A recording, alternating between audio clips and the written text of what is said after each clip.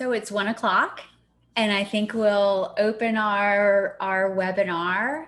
My name is Ashley Berner, and I'm the director of the Johns Hopkins Institute for Education Policy. I'm joined here by some experts from across the country, from very different kinds of institutions. And it's a pleasure to welcome you to our Social Studies Knowledge Map release. A couple of housekeeping points. Please use the chat function for tech issues, and our tech team can help you if you're having difficulty.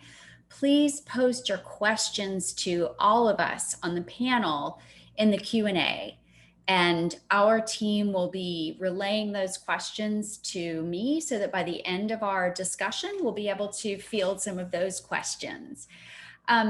Needless to say, we have only 1 hour together, and we're looking forward to maximizing our time.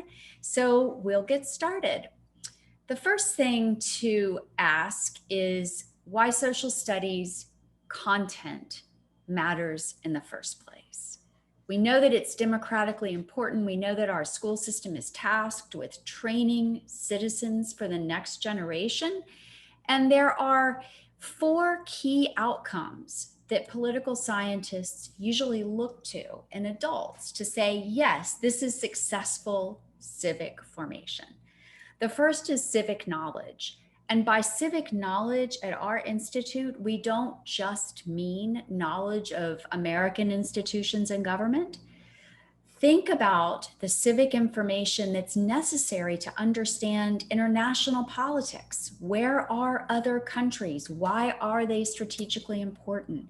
What have people believed and thought about government in human history? How do civilizations differ from one another? And what is common and universal about the human experience and human society? So we take a very capacious notion of civic knowledge. It's not just a 1-year civics course. The second is the civic skills, things like literacy, being able to read and interpret legislation, to argue with others, to write your congressperson. Those are the civic skills that we're talking about. The habit of civic engagement. So are young people given access to service learning, to political elections, to participation as a volunteer? All of those things are habit forming and make a difference in long-term success. And lastly, this very critical piece that we're going to home in on today, this practice of civil tolerance, meaning can we disagree with respect? These are learned, all of these are learned. We look to schools to fulfill them, and to some extent, although there are other civic institutions that participate. The knowledge map, which we'll be releasing today and speaking about in depth in a moment, the knowledge map focuses on these 2 things of all this cluster, the civic knowledge and the practice of civil tolerance. So as we designed the social studies knowledge map, we did so based on several assumptions. The first is that we don't spend enough time on social studies. It's critically important. And as the Fordham Institute recently showed us, civic knowledge and social studies time can help all different subjects. It's really important. So our assumption in design is that background knowledge matters, that it matters what students have going into their minds, that they can engage with other subjects and with their peers and in the long term. We also assume that every single source in front of children needs to be from the highest quality source. It can be primary, it needs to be secondary, it can be artwork, it needs to be from high quality sources. We also assume from Dan Willingham's work about the stickiness of knowledge, that you can't just learn about the Constitution once. The more you know, the more you can know. And therefore it needs to be cumulative and year on year and build on itself. We also assume that students need to see themselves represented in their coursework. And this is true of all subjects. It's very true of social studies. We need to ensure historically accurate representations of all of our students and of their communities around them. And lastly, the social studies materials can go take us along the journey of multiple perspectives. So one of the things that most democracies test their schools for is, are teachers presenting multiple perspectives on important topics? And are they giving students a chance to engage with those questions? So those are our premises. What does the review process look like? When we decide to review a curriculum, either because one of our district partners has asked us to review the curriculum or because a foundation is supporting us to analyze those that are used quite often in the field, we have trained almost 30 experts, teachers, to conduct these reviews according to our rubrics. And we ask, first of all, does each individual source prioritize content knowledge about the world? Do the sources all together do so intentionally and sequentially so that we have this cumulative buildup? Are all the sources engaging, challenging, culturally representative? Do they provide multiple perspectives? And do the teacher instructions give a nudge to open debate and discussion? Now, obviously, this has to be age appropriate, but when we go through this review process, which takes 4 or 5 months, if we do a K-12 curriculum, there are several reports that we generate for our partners, and some of those are released to the public. You have access to those on our website, and many of you received them in your emails today. So the first report looks at coverage. That is, in every grade, what do the materials provide for children and young people if the students read everything? And a really rich source, obviously, can have more coverage in more than one subject. So especially as students get older, a given source that they're reading will engage with multiple subjects and important content. So the coverage report will show, for example, what's covered in a given curriculum and what is not covered. Now, I should say that no curriculum can do everything. We would never expect a curriculum to cover every single possible question in human history and geography and philosophy, because that would be chaotic. So the only question is, are these areas the right ones for this community and for able citizenship? What's omitted? Do we need to fill in those gaps? So the second review, the second report that comes out of this study and analysis is at the unit level. So do all of the individual resources, whether they're art or primary or secondary sources or narrative, do they pull together in the same direction topically? And are they of the highest quality? So what you see in these images here on the left, you see mostly high quality sources that pull topically towards the same thing. What you see with the 3 is the number of knowledge topics that are built and whether or not the other supplemental sources scaffold them or not. And so this gives teaching and learning teams on the ground the ability to say, well, this is a great unit. These are all high quality sources, but this one doesn't belong in this unit. It belongs topically somewhere else.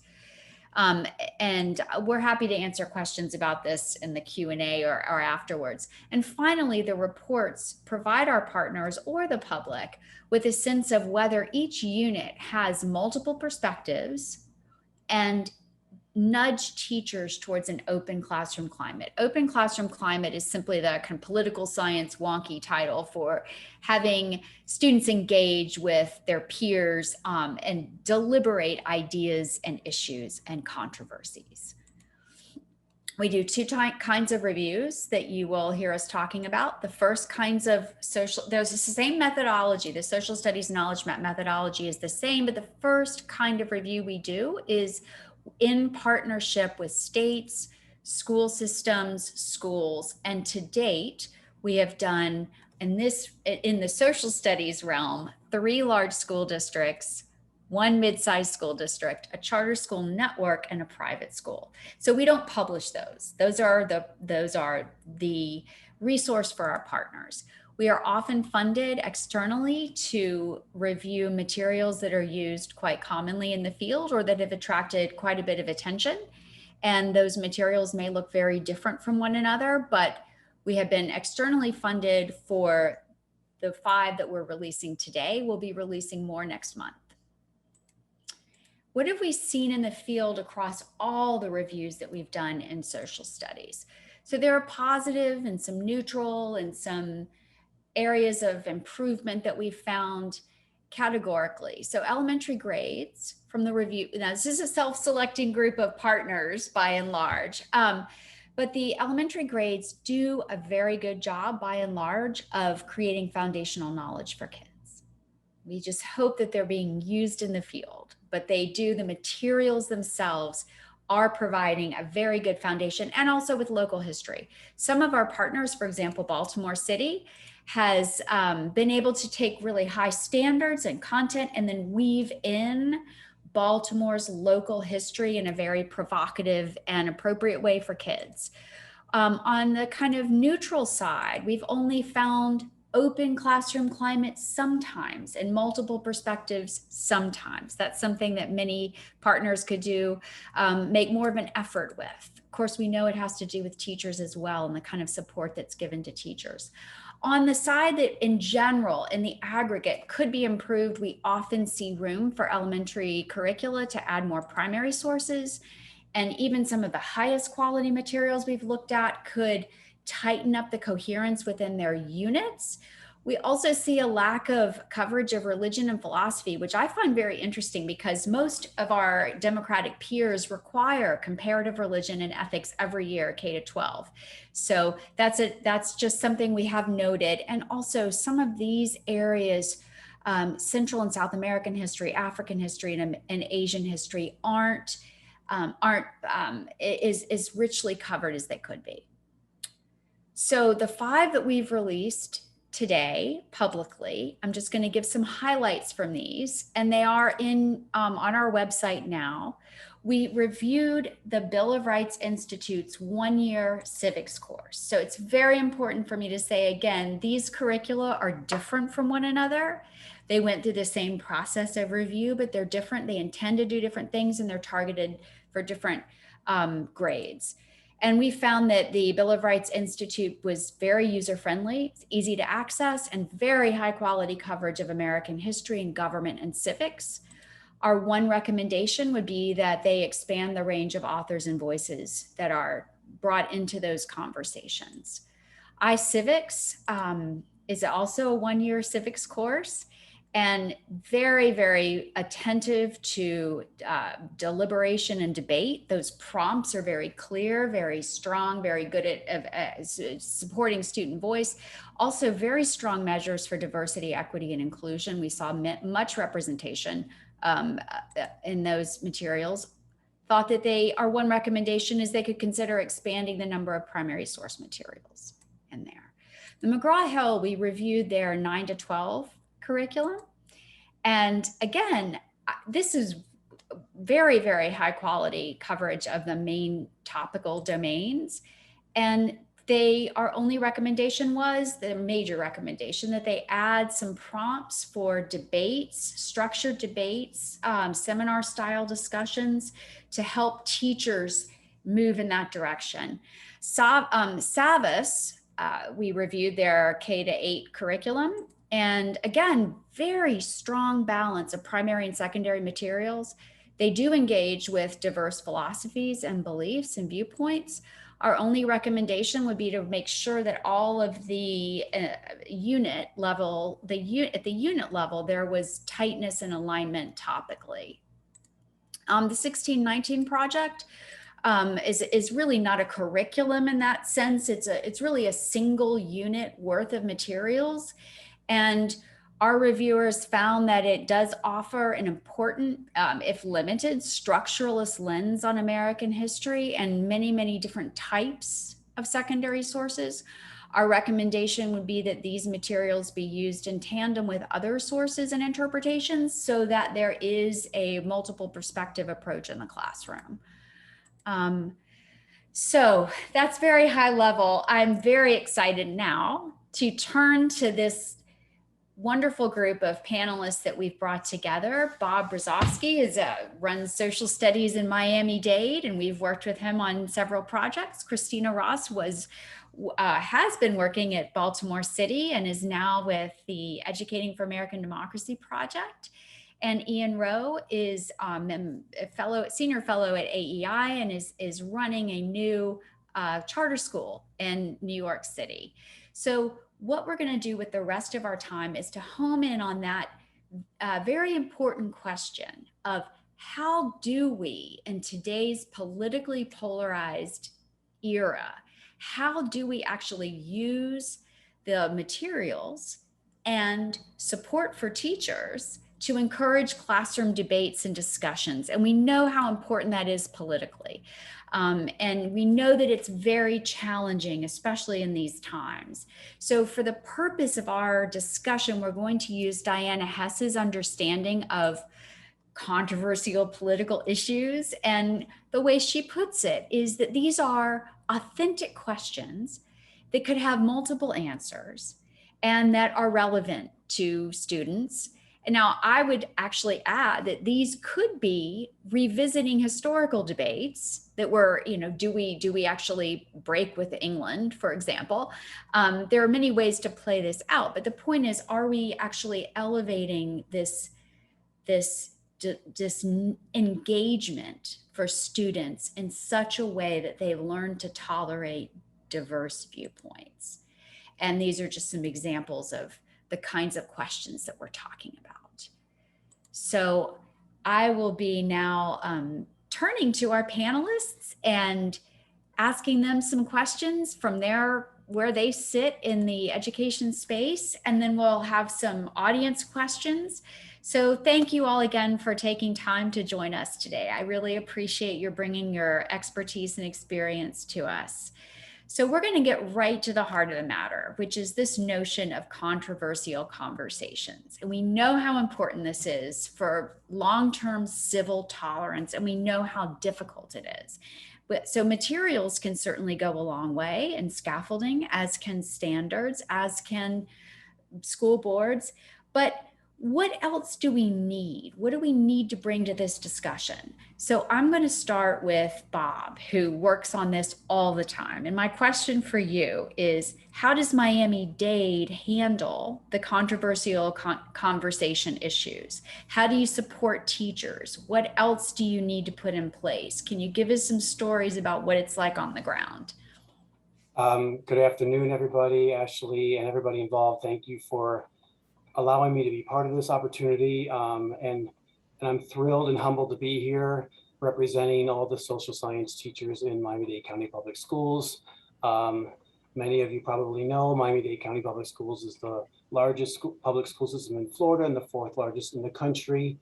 So right to the heart of the matter, we actually have school board policy that protects students' rights to learn about controversial issues and to express themselves.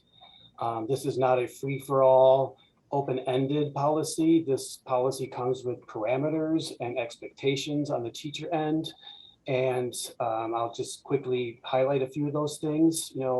First and foremost, whatever they're discussing in courses and classes must be aligned to the instructional goals of the course, which are completely based on state standards assigned to those courses. A huge important point, it does not attempt that the discussion on controversial issues does not attempt to indoctrinate or persuade students in a certain way. That encourages open-mindedness, regardless of students expressing their opinions. It would not have a negative impact on the student's grade or the student's relationship to the school. So this policy sort of dictates some of the work we do in my department in supporting teachers. Yes, we have those outliers, and I'm sure those are the ones that get all the attention, where they put in some horrific politically biased statement in their syllabus. But generally speaking, we attack this work by most of the professional development we do with teachers. We remind them of this policy. We partner with people and use their instructional resources that they develop. For example, like Facing History in Ourselves has an outstanding guide to encouraging civil discourse in the classroom. We even do professional development for school site administrators on this very topic, because they're the ones observing the teachers in the classroom and need to be aware of the policy and the best practice. So we have a multi-tiered approach to addressing those concerns in the classroom. One thing I want to mention before you move to another panelist is our school board was also concerned with this issue right around the election time. And we were tasked with the idea of creating the survey. We worked with our assessment department, created a survey largely based on that policy I mentioned on controversial issues. And we surveyed and had a response from about 16,000 11th and 12th grade students. And the survey was divided into 3 major chunks. Do you feel like you've been, free to express political opinions in your class? Are your instructional materials free of bias? And what's your experience at home regarding political bias? And largely 70% of the students in both instructional materials and the instruction they received in school felt that they were not forced to adopt a particular opinion. At home, it was a different story, but you probably would expect that because parents are not under the same guidelines as teachers.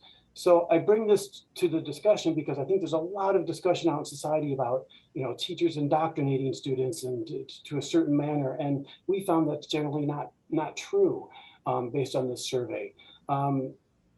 That 30% that thought otherwise, we know we have more work to do in this area. So it's a never-ending work that we do in encouraging those open-minded discussions without indoctrination. Mm-hmm. It takes a lot of courage to ask those questions. Yeah. I will say the International Civics and Citizenship Education Survey asks, this is not conducted in the United States anymore, although our school culture survey does bring a lot of those questions into it. Really ask students, are you able to express your opinions in class, even if you're in the minority? And are your teachers presenting multiple perspectives? But it takes a lot of courage to ask those questions and to bring those right in the center. Well, let me turn to Christina, who was at Baltimore City and is now working with the Educating for America project.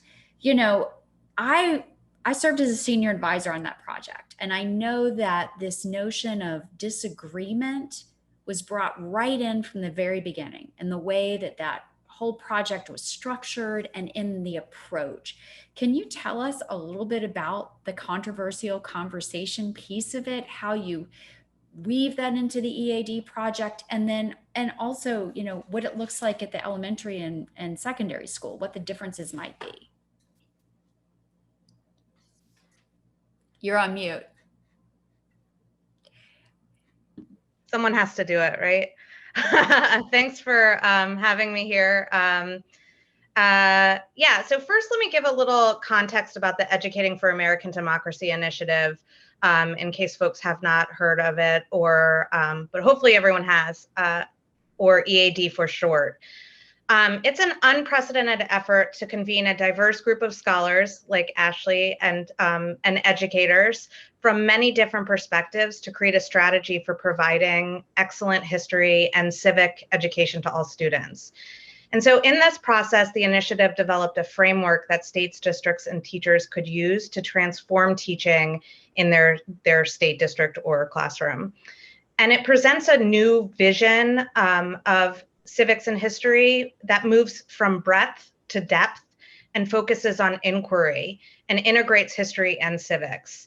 And this framework really supports educators in dealing with these fundamental tensions and integrating diversity of experiences and perspectives throughout the framework. And in that process, they provided a roadmap for Educating for American Democracy to support implementing the EAD initiative. We provide suggested instructional strategies for pretty much every grade level. And we built a website with curated examples of lesson plans, and that website is consistently being updated with lesson plans that are aligned to EAD and the framework. And then we offer some implementation recommendations to local, state, and federal officials. So that's kind of the background. So to your question, the EAD framework offers these driving questions and really encourages inquiry-driven approach to curriculum. And so while the driving inquiries are going to be different from different grade bands, for example, a kindergarten student might explore what makes us a community or why do we have rules, and an grader might explore this this question of, is compromise fair or is it practical? But teaching and learning looks pretty similar in all the grade bands. It's teachers facilitating as students grapple with different perspectives on an issue or topic and draw their own conclusions. So this framework tells a full, complete narrative of America's plural yet shared story, and it cultivates a civic honesty and patriotism that leaves space for students to both love and critique our country, and then it gives the students that space to form their own opinions. And then lastly, I just wanted to highlight that we provide a pedagogical companion to EAD, and I think that that is really fundamental to the implementation. If teachers embrace these pedagogical approaches in their classroom, students deeply engaged, digging into primary and secondary sources that are connected to their lived experiences and communities, as well as our larger shared experiences, giving space for building relationships with each other, with their teachers, with the community. Students will ultimately feel empowered to be engaged and informed citizens in our constitutional democracy. Good. Well, I appreciate that pedagogical piece, because as we know, the kind of framework and the materials can only go so far. As Bob has mentioned, you've got to support teachers. You've got to give them the professional development and also the kind of the administrative backup to that this is in fact important, that this kind of engagement is really seminal to what we're doing in the classroom and education. So Ian, I know you've been involved in a lot of discussions about the controversies around CRT, and you've been able to engage with people who disagree with you on many different points and occasions. And tell us what you're seeing with this and how you would see your own work with the 1776 Unites project and how it should be used. Yep. Well, thank you, Ashley, Christine, and Robert. It is great to be with you. And for this conversation, I'm wearing the hat of a practitioner, someone who has, for the last decade, run a network of public charter schools in the heart of the South Bronx and the Lower East Side of Manhattan. We had more than 2,000 amazing kids, almost exclusively low-income Black and Hispanic kids, all who want a shot at the American dream. And for the 2,000 plus kids we had in our schools, we had nearly 5,000 on the wait list. And what I often find interesting about this whole debate about critical race theory is if we were to survey most of those nearly 5,000 families in terms of what they wanted, critical race theory would likely not fall on any of their priority lists because first, they want to be able to choose a great school for their child. They want their kid to get a great foundation in literacy and math, a complete understanding of American history. They don't necessarily want their kids to solely see the world through the prism of race. So I do find it interesting. There's often a disconnect between what we, talking heads focus on with what actual real parents and real kids believe they want for the school. So that's the first thing.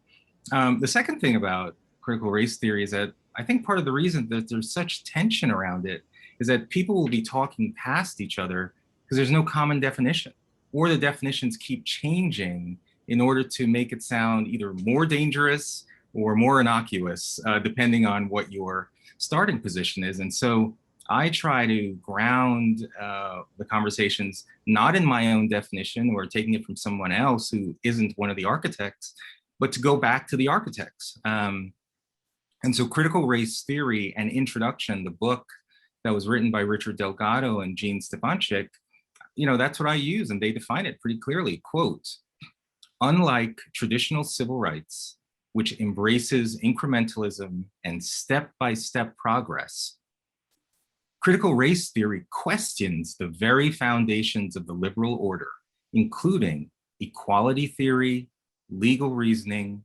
Enlightenment rationalism, and neutral principles of constitutional law, end quote. I find that a very powerful definition, and it, in my view, clearly delineates critical race theory questions the very foundations of the liberal order, including equality theory. So that's, you know, equal protection under the law, equality of opportunity, equal rights. So these are pretty foundational elements to the American experiment. But a theory has the right to exist. It has the right to be debated. And we'll talk a little bit later. I mean, I think these legal concepts probably should be debated in higher education and not in K to 12 as a theory unto itself. And if it is discussed, then it has to be taught alongside the very theories that critical race theory repudiates, such as equality theory or neutral principles of constitutional law. And so I think that's important to just first get a common definition. You know, we're going to argue, let's at least argue about the same thing. And then in terms of 1776 Unites, I mean, you know, we do think a lot of this discussion is a huge distraction, but it is important that there is, just as Christina just talked about, this idea of, you know, civic honesty and patriotism. You know, we do need a more accurate retelling of the American story, warts and all. And I think we're all concerned when you see sources that seem to cherry pick. I mean, it's interesting you looked at the 1619 project. I think you used the word monoistic or sort of the single perspective. And that's where I think on either side, you can't cherry pick to have this cleansed version of American history, nor do you want to cherry pick that you solely choose out the most egregious elements of our history. And so at the 1776 Unites group, which is a group of primarily Black-led scholars founded by Bob Woodson, we created what will ultimately be a K through 12 curriculum. And Ashley, we hope to run it through the process where we tell, we think, incredible stories about the African-American experience in the United States. You know, we have one unit on the Rosenwald schools, which is an incredible story about Booker T. Washington partnering with Julius Rosenwald, the Sears Roebuck Company, to create nearly 5,000 schools throughout the South, educating Black kids. You know, one of the most incredible stories of resiliency in the Black community under unbelievable adversity. And yet many kids, nor adults, nor educators know about Rosenwald. So we decided to say, how can we create a compelling and empowering alternative that we can put in the hands of teachers? And I'm happy to report that more than 15,000 downloads have now been done across all 50 states by teachers in private schools, public schools, district schools, charter schools, home schools, prison ministries. So I think common definitions, compelling and empowering alternatives that really allow for multiple perspectives is really important. And then also, let's just connect with parents to see, is this what they're really talking about? Or do they want an equal shot for their kids to have the American dream? Yeah. Well, thank you. You know, it is interesting as an academic that you see some of these very, very clear theories kind of as they kind of go down into K to 12, they sometimes get misunderstood, distorted, misused. And I think one thing I know we can all agree on is that we need a fair and accurate picture of American history with kids can handle the dark side. They need to hear it. It's a matter of the balance that we bring. So I want to change tactics here a little bit. We're going to talk about the role of state policies. And, you know, states have very different standards on social studies. The Fordham Institute has published a very thorough review of all of the state standards and how they differ from one another. But there's even more than just the standards. There's the assessment regime. You know, how do states actually ensure that kids are getting access, and how do we handle, what do we think about assessments in that context? So I just want to ask a little bit about the variability across the country. And first, I'm going to ask Christina, if you could tell us a little bit about what you're seeing as you're working with different state and district partners. What kind of variability are you seeing, good and bad? I mean, I'm thinking about the Be More Me project, and you know, what are you seeing out there? And what does the next stage of that work look like for you? Yeah, that's great.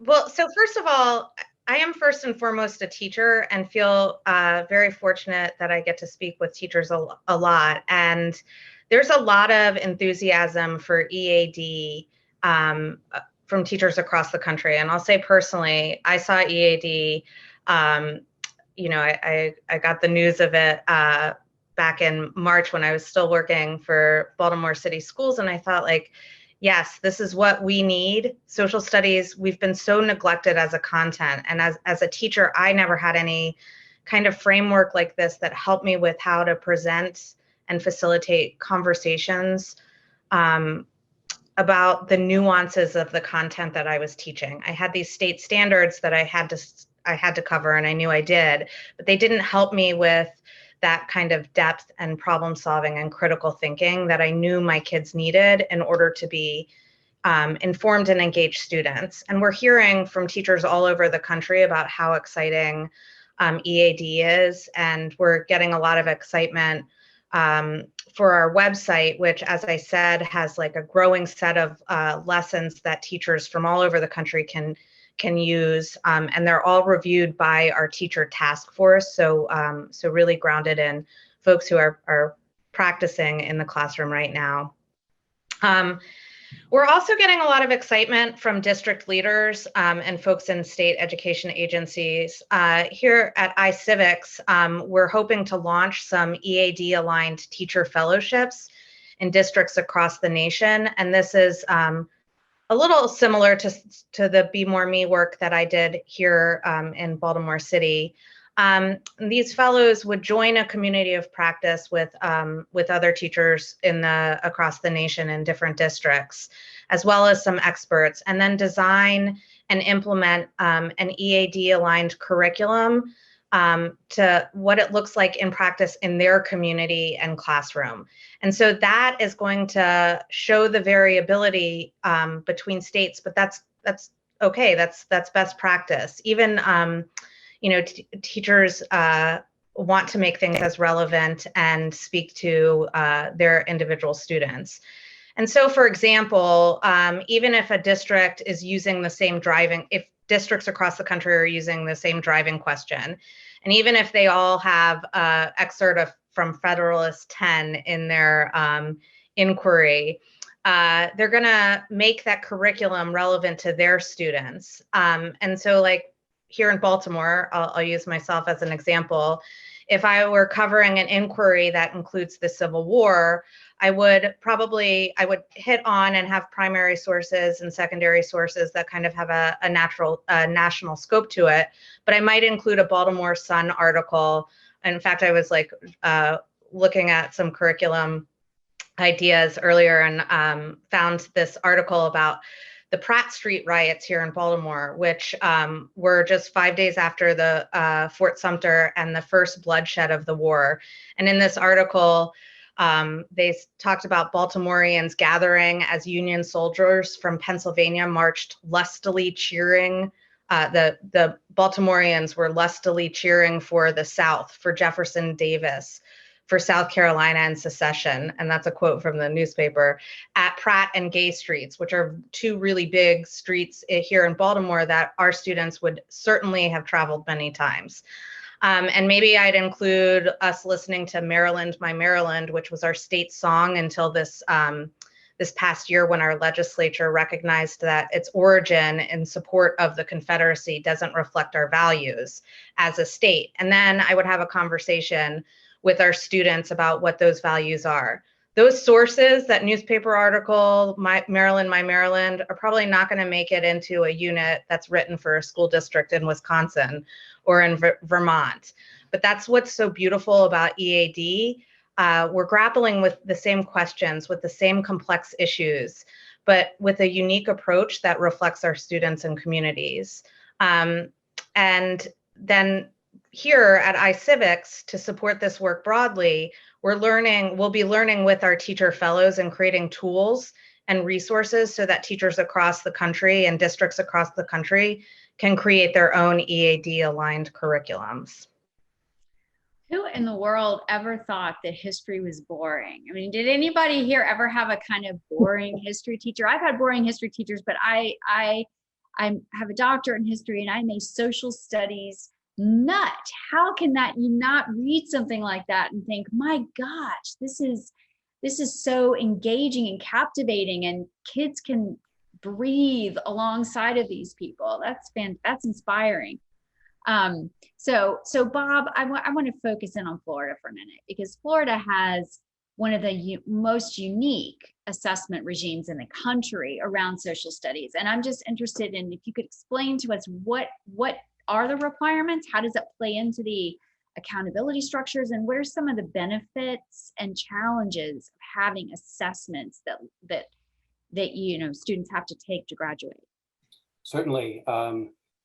Be happy to speak towards those points. So Florida does have two assessments that are under the jurisdiction of social studies, and that is 7th grade civics or middle school civics, and 11th grade American or US history, or just a high school US history test. So districts are free to implement those courses either in any grade in middle school or any grade in high school, but the vast majority of schools, districts in Florida implement the civics requirement in 7th grade and the US history requirement in 11th grade.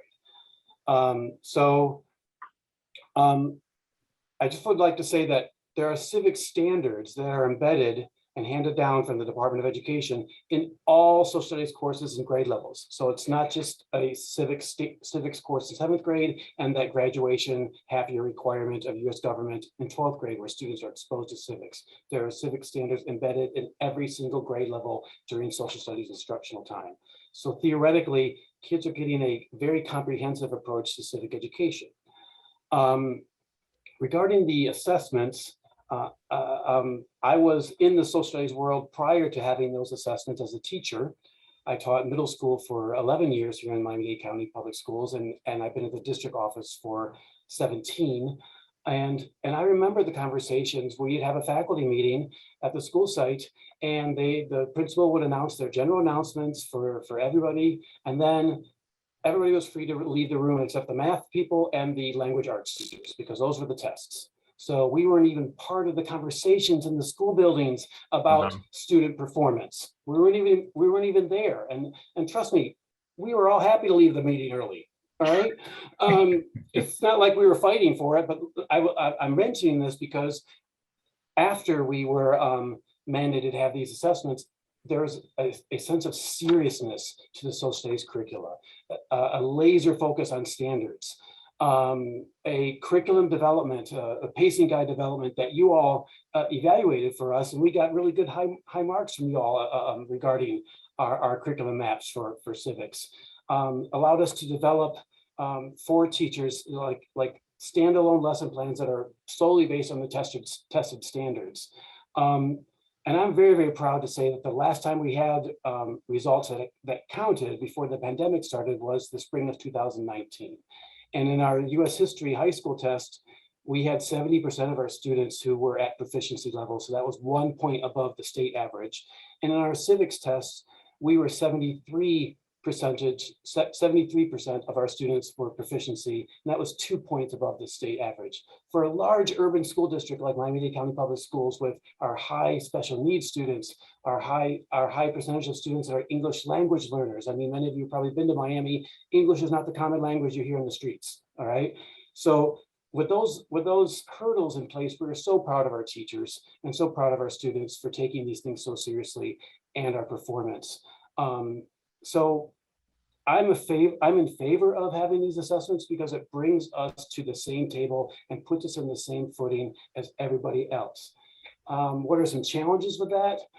I feel we do have those teachers that are, those drill and kill teachers that they just drive the test, like they beat it down to a dead horse. And that is not the expectation.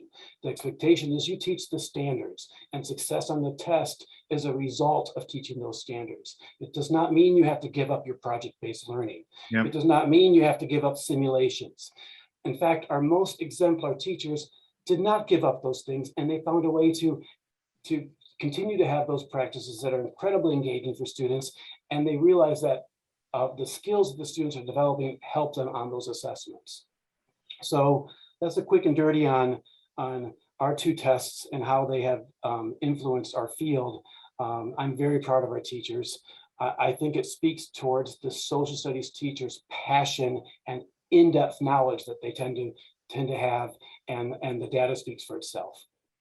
I will say that Florida has another initiative that our institute's been involved with, and that is the Florida Civics and Debate Initiative, where they are actually creating support for all different kinds of schools to have debate programs, which does have a long-term, in the research has a long-term impact on civic capacities. And the early studies that we've done, the early data is showing what a good job they're doing of recruitment and of formation. So Florida is the state to watch, I think, in this regard. So Ian, I'm going to go back to you with one more state question, which is, the variety of state legislations and debates around basically exposure versus indoctrination. And how do you see, like, you could just give us a big brush landscape and maybe your thoughts on the differences between ideas and practices. Yeah. In 2 minutes, 3 minutes. Oh my gosh. Okay. So very quickly, I just want to, Robert, you just reminded me, in New York State, and David Steiner will know when this occurred, but New York State used to have a social studies exam that the state eliminated the requirement. And literally over the course of the next decade, you could literally see the minimized time dedicated to social studies in the day-to-day curriculum. So if one thinks that state rules don't have a huge influence, they massively do. In terms of sort of indoctrination, I mean, again, maybe we can talk a little bit about what's happening with critical race theory, because I think it's a good case test. There's probably 50 different experiments going on right now about how to find the right balance between theories and practice. There are probably nearly 30 states that are actively engaged in some kind of legislation right now, which is either trying to ban theories related to critical race theory or practices that are often correlated. And the former, the slippery slope. Because, America is founded on this idea of freedom of ideas, debate, discussion, and you can't ban an idea. It's honestly, it's un-American. You have to have the confidence to allow something like critical race theory to be in the marketplace of ideas, but it has to be in the marketplace of ideas in conversation. Well, what's equality theory relative to critical race theory? What are other ideologies? And then allow our kids, again, probably more at the higher education level, but if you do bring this into K-12, you can't have an indoctrination environment. So I think the legislation, which is more focused on trying to ban ideas or suppress speech, those are, I think, more of a negative slippery slope. However, those that are focused on banning specific practices are interesting, because many of the practices are related to ensuring, again, especially around issues of race, that we don't violate provisions of the Civil Rights Act.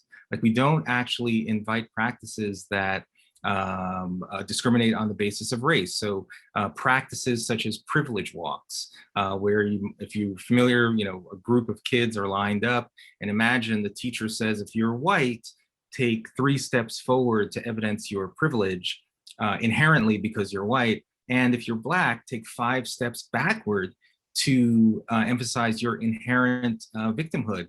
Those are the kinds of practices which, even right now, Evanston, Illinois, there's a case that's being sued because that was a practice in Evanston, Illinois, and it's being treated as potentially a violation of the Civil Rights Act. In Las Vegas, a white student, or actually a mixed race student was forced to stand up to express his oppressive tendencies, and that's also another case. So I think there's we got a long legal landscape developing, particularly around this idea of what's trying to ban theories, which I think is more of a slippery slope that we don't want to necessarily do, versus banning practices that I think it's healthy to ensure we're not either suppressing speech, compelling speech, or creating situations that we're discriminating on the basis of race.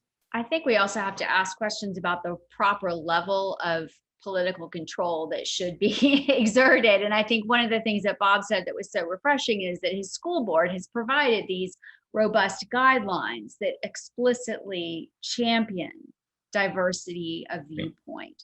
Yep. So we are getting close to our time. I want to make sure we have time for a few audience questions, but I do want to ask each one of you very quickly, rapid fire. If you were to give one piece of advice to an educational leader, what one thing do you wish education leaders knew that would help them support social studies and democratic preparation? Ian, what's your one thing? Well, the big elephant in the room is our nation's decades-long literacy crisis. It is still the case that just over a third of all American kids at 4th, 8th, and 12th grade are not reading at grade level. And that is for me the massive distraction that this is all moving away from. There's an opportunity though to intersect the literacy crisis with more content-rich curriculum in social studies. Christina. Yeah, so I'm gonna piggyback off Ian's and say social studies is literacy, and we need to provide teachers with the resources that they need to teach it and facilitate students using literacy skills in the classroom. And on that note, I think one of the things that's the most powerful about an inquiry-driven curriculum is it is extremely literacy rich. A lot of primary and secondary sources, a lot of opportunities to write and practice the skills of literacy in addition to the skills of civics. And Bob, I will pass it to you. Bob. Sorry, I had to unmute. I had to end with like a mute problem, all right? It's part of the course with the pandemic. So 2 things. Since Sputnik was launched by the Russians, we've had a complete decrease in funding for social studies education. And guess what, the United States of America, we're getting what we pay for. We're in a civics crisis because there has been no investment in social studies, specifically civic education, since probably before the 50s. All right. Secondly, teachers who are charged with teaching civics need special certification from the State Departments of Education. It cannot be broad field social studies. In my mind, it should be a specific certification that you are trained to teach the course. All right, well, these are inspirational words from you all. I'm going to turn to some of our audience questions. So my team has been sending me those, and okay, it looks like the first one is for me, which is the first, actually 2 are about the knowledge map review. The first is, what surprised you in the review process? And the second one is, this is a tough question. HQIM, high quality instructional materials, are under attack in the current context of the CRT debates. And this is, I guess, yes. Do the curricula that you've reviewed embody a defensible approach to issues of racial identity, conflict, and achievements? Okay, so what surprised me, I have to say, we have done a lot of work on ELA. We've developed our knowledge map first in ELA, and we have worked with dozens and dozens of districts and states and publishers to review their ELA curriculum. And what surprised me when we turned to social studies is how much more content-rich social studies is than ELA, which shouldn't surprise us, but we're used to looking at ELA materials that are often just skills-based, not very much attention at all to the systematic content building. So I've been really pleasantly surprised by a lot of the social studies materials that we've looked at that are content-rich and engaging and encouraging of these kinds of discussions. As for this deeper question about HQIM, it's true that publishers are getting it from both sides right now, and parents are, yes, it's true. Do the curricula that we've reviewed embody a defensible approach? Well, so the curricula that we've reviewed, speaking of all of them, some of them are excellent. I have been, I will just call out the Miami-Dade social studies knowledge map, which we did review. It's got a great blend of primary and secondary sources and local history, and Baltimore's has been good, was very good. And some of the materials that we've released today do an excellent job of championing primary, secondary sources, and with racial identity and conflict, they've been very, very intentional. And I will say that some of the partners that we have at the district level are ensuring not just that the social studies materials are a full view of human history, and of American history in particular, but also reflect the local demography so that kids see themselves. So I see real effort on the part of a lot of systems to achieve this. There's one, and the next one is an important question for all the panelists, and that is, parents are an important part of the controversial discussion issue. How can school systems bring parents along? I don't know exactly what's meant by that question, but I suppose it does also refer to the parent groups that are lobbying for or against certain things. So let me start with Christina. What do you think how did you bring parents along when you were, and now? Yeah, well, I can speak to, since we only have like a minute, I'll speak to Baltimore City. You know, when we were creating our Be More Me curriculum here in Baltimore, well, parents can be engaged in a lot of ways. Like, first of all, it is making sure that parents have access to resources so they know what's actually in the curriculum. We created parent guides. We have a family, or Baltimore City has a family of Office of Family and Community Engagement that has been really intentional about making sure that parents know what their students are experiencing in the classroom. I also think what is really powerful about when we shift to an inquiry or ask approach to learning is that parents can be part of the learning. Really, I mean, you can have an assignment to go home and interview your parents, right? Like, that's good. That's great. Like, there's a lot of ways in the curriculum to engage parents to make sure that the conversations that are happening in the classroom can also happen at home at the dinner table. I'll pass the mic since we're quick on Aidan time. or Bob, do you want to weigh in on that one? Yeah, I would just say COVID, you know, a lot of parents had a lot more what their kids were actually learning, and more often than not, they weren't that happy. And so you're starting to see greater numbers of parents, especially in the Black community, actually considering homeschooling. But this idea of just empowering choice is really important. And so there are more curricular alternatives like 1776 Unites, like Reconstruction that was just founded by Kaya Henderson. These are just alternative curricular resources. And finally, there are more and more states that are including in some of this legislation what are called transparency clauses or pre-notification clauses, so that they can have, before their kids are taught something that they might find objectionable, they can see the content beforehand. So I think there are going to be more tools to empower parents to have the power to choose, or at least see content before their kids are exposed to it. Bob, anything on that? Yeah, we also have a parent academy, like Christina mentioned, for her district that does a lot of outreach to parents, even provides professional development for parents themselves. And oftentimes parents ask curricular questions and then they field them over to us. So there isn't a systematic effort to include parents, but I have to echo Christina's thought again. I think teachers should do more assignments that involve their parents. I remember when I used to teach 6th grade geography and we did the unit on Canada, I used to have the students interview students or their parents about what they knew about Canada. And I always get the message from the parents saying, thanks for making me look really, really bad in front of my kid. But it was just a fun way to involve the kids and the parents together on it. And when you do those things, you get a lot of buy-in and you get a lot of support from the teachers. So I agree that the teachers should make some efforts, and not that they don't, but maybe up their efforts about including the parents in the curriculum and then the daily activities. So this last question, we have 1 minute. This last is a real zinger. Oh. What strategies do you have for teachers teaching in states where legislators are submitting bills that restrict the teaching of controversial topics? So real quick, any advice to the teachers? Yeah, you got to fight that.